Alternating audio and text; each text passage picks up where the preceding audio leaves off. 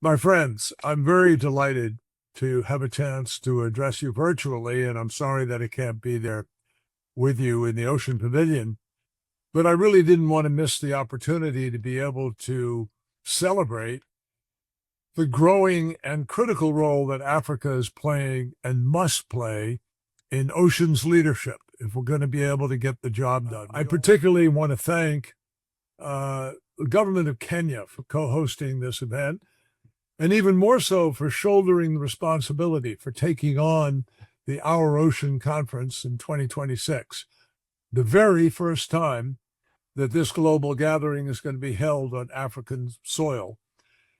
Whether it's Kenya or Nigeria or South Africa or my wife's home country of Mozambique, and so many other countries within Africa, the entire economy of Africa, the security of Africa, the health of Africa is inseparable from the ocean and from our treatment of the ocean.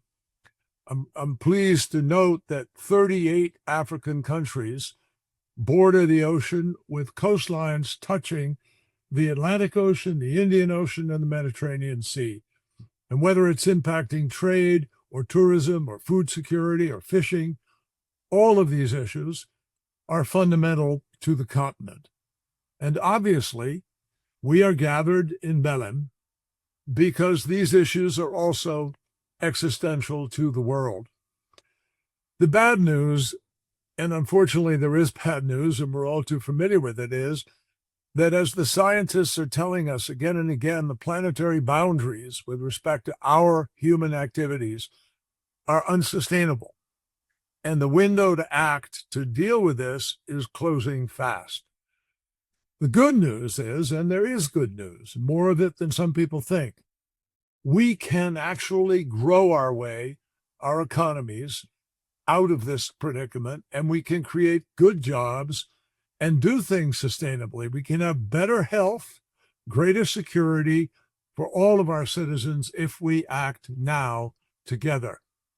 Believe me, there really is promise, and much of it can be found in this great ally of ours if we treat it correctly, the ocean.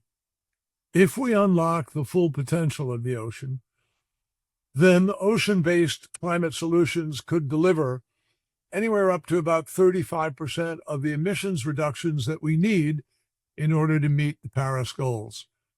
And that is enormous power. It's a global challenge. No one country has the ability to solve this problem by itself. No government in the world has enough money to be able to solve this problem. So we need to bring the private sector to the table.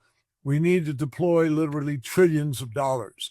And increasingly, I'm encouraged by the number of countries that are adopting practices throughout Africa that are just moving ahead, adopting solar and wind and other alternatives in order to be able to provide energy to people and a better life. So clearly, Africa stands to benefit by instigating, encouraging, inspiring action. And I hope that the conference next year and the efforts in Belém are going to do that now. Leadership can make a difference here, and it has to come from every single corner of the world. Right now, we're very lucky that while some companies and even some countries are retreating from this challenge, we know that Africa is stepping forward. I've talked at length with my friend President Ruto of Kenya about the ways that Kenya is providing ocean leadership, from integrating blue carbon and marine spatial planning into its climate goals to ratifying key global agreements that protect our shared seas. So all in all, it is a fact that we are now witnessing a powerful movement that is sweeping the continent. Governments are setting bold targets. They are empowering local communities. They're advancing clean shipping. They're building climate resilient fisheries and aquaculture. And I want you to just think for a moment. Africa's blue economy already employs 50 million people and it sustains coastal communities and drives global trade through 85 separate ports in the continent. And with its innovation, entrepreneurship, and the energy of the world's youngest population, Africa can employ tens of millions of more people. The potential for growth is literally boundless. Beyond the policy and the numbers, I think you all will share with me a sense that the ocean is something deeper, much deeper. It's who we are, it's culture, it's life itself. And all through history, the great treaties, the great literature, the great poetry has always honored the ocean and its role in our lives.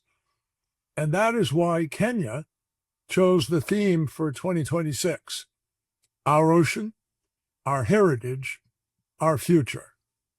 And it is a very, very powerful statement about the possibilities. It also reminds us, or it ought to remind us, that protecting the ocean, it's not only about climate action, it's about safeguarding who we are and who we want to be going into the future. Next year in Mombasa, the world is going to gather to celebrate Africa's ocean leadership and to turn ambition into action. I am absolutely confident that you will continue a very specific and particular tradition that we're all very proud of, a theme from the first conference that took place in Washington, D.C., which I was privileged to preside over as Secretary of State. And there, Chile, Indonesia, the EU, Athens, Korea followed. And the work didn't just need one other stopover, or none of those meetings became a talk fest or simply another meeting. The Our Ocean Conference, above all, has been a delivery platform. It's about action, not words. 80% of the commitments of more than $100 billion and thousands of several of different initiatives that people have undertaken, 80% of them are complete or in progress. And it represents now a total of about $130 billion of real action for our planet. Now, with your leadership, the world is going to come together in Africa. And we are prepared to build new partnerships, unlock new finance, and inspire a new wave of ocean ambition. So, my friends, let's, with your leadership, make sure that the partnerships necessary are built. Let's unlock all of the opportunities that are staring us in the face. Let's make the most of Africa's opportunity for the world. Let's make it a turning point for Africa, for the ocean, and for our shared future. Thank you.